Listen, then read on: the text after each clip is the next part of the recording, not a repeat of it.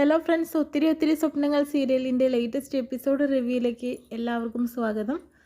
അങ്ങനെ വിവേകിനോട് വർഷ പറയുന്നുണ്ട്, എന്തായാലും ആൻറ്റി നോ എന്ന് അതായത് വീടിനകത്ത് കയറ്റിയിട്ടില്ലെങ്കിൽ തന്നോട് ഇഷ്ടമാണെന്നൊന്നും ഞാൻ പറയാൻ പോകുന്നില്ല.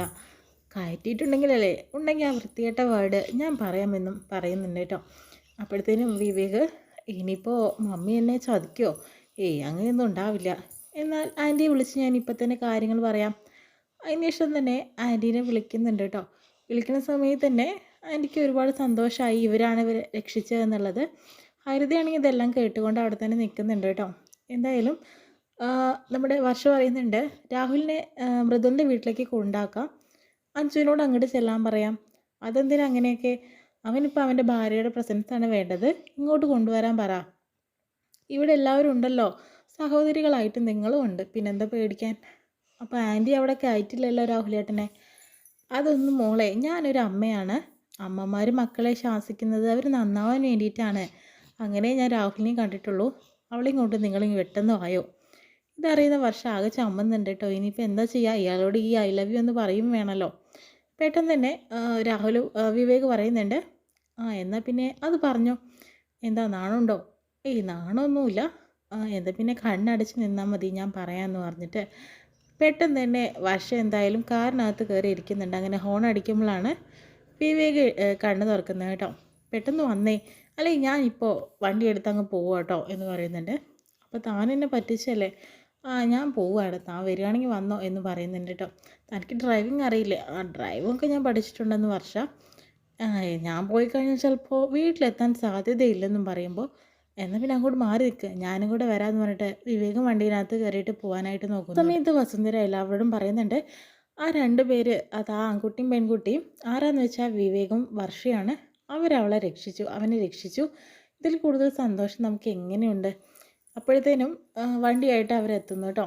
പക്ഷേ എല്ലാവരും കൂടി രാഹുലിൻ്റെ അടുത്തേക്ക് പോണ സമയം തന്നെ ഹരിത അവിടെ ഒരു ചെറിയ പ്ലാൻ നടത്തുകയാണ്. മല്ലിക അക്കയോട് പറയുന്നുണ്ട്, അക്ക ഇങ്ങോട്ട് വായോ എന്ന് പറയുന്നുണ്ട്. അതിനുശേഷം തന്നെ എൻ്റെ കെട്ടെന്ന് അയച്ചു വിടണം. ഞാനൊന്നും ചെയ്യില്ല. അക്കേൻ്റെ മകളുടെ പഠിക്കുന്ന സ്കൂളും ടീച്ചറും ക്ലാസ്സും എല്ലാം അവിടെ തുറന്നു പറയുകയാണ്. ഒരു പക്ഷേ നിങ്ങളുടെ നാട്ടിൽ നടത്തുന്ന ഒരു ആചാരം പോലെ കൊട്ടും മേളമൊക്കെ ആയിട്ട് അവളെ കൊണ്ടുപോകുന്നത് അക്കെ കാണോ എന്ന് പറയുന്നുണ്ട്. ആ സമയത്ത് പേടിയാവുന്നുണ്ട്. ഇത് മാത്രമല്ല, എന്നെ സഹായിച്ചാൽ ഒരുപാട് ഉപകാരം ഉണ്ടാവും, ക്യാഷ് കൊണ്ടും ഉണ്ടാവും. പെട്ടെന്ന് തന്നെ അഴിച്ചു വിടുക, ആലോചിക്കാൻ നേരമില്ല. അങ്ങനെ ഭീഷണിയുടെ സ്വരത്തിൽ എന്ന് വലിയാക്കേനെ കൊണ്ട് ആ കെട്ടഴിപ്പിച്ച് വിടുക കേട്ടോ ഹരിത.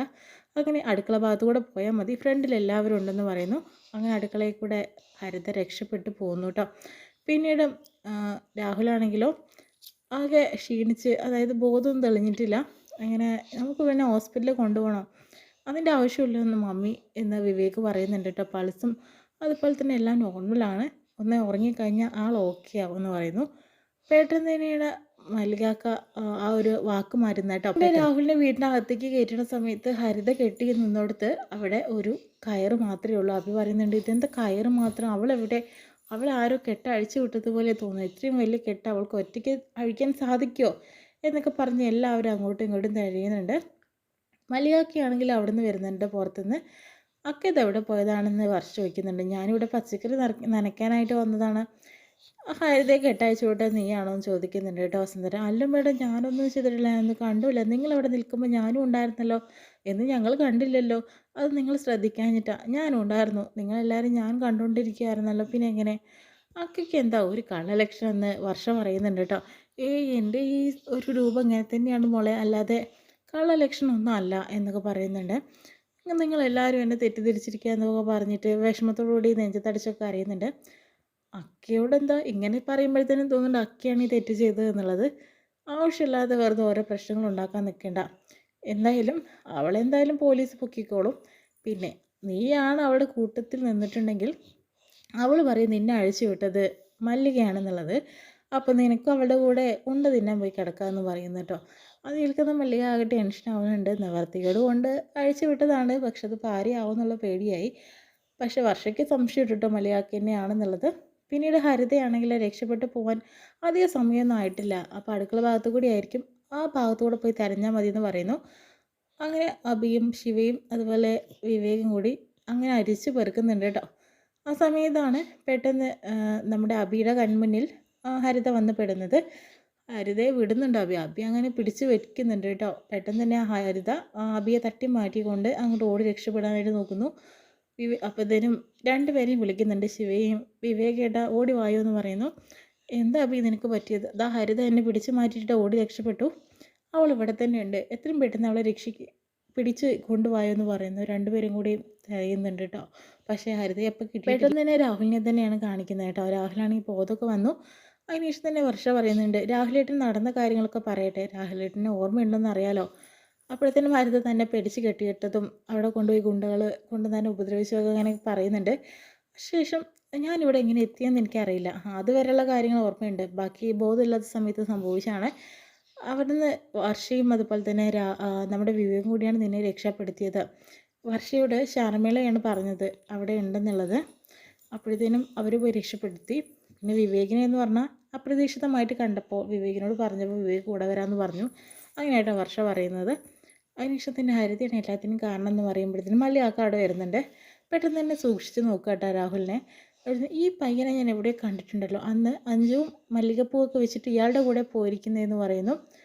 അപ്പോഴത്തേനും അഞ്ജുവിനും വർഷയ്ക്കും ആകെ ഒരു ടെൻഷൻ പോലെ ആവുന്നുണ്ട് കേട്ടോ. അപ്പോൾ വയനാട്ടിലേക്ക് പോയത് വർഷയും അതുപോലെ തന്നെ വിവേകം മാത്രമാണെന്നൊക്കെ പറയുമ്പോൾ അഞ്ചു ആണെങ്കിൽ അത് മാറ്റർ മാറ്റുന്നുണ്ട്. അതായത് അക്ക എന്തൊക്കെയാണ് പറയുന്നത്, ഞാൻ ഇവരുടെ കൂടെ പോയിട്ടില്ലേ, പിന്നെ അതുപോലെ രാഹുലിനെയും അതുപോലെ തന്നെ വർഷയെയും അക്ക കണ്ടിട്ടുണ്ടാവും. ഒരുപാട് പ്രാവശ്യം ഇവിടെ കൊണ്ടുപോയി ആക്കണമെന്നൊക്കെ കണ്ടിട്ടുണ്ടാവും.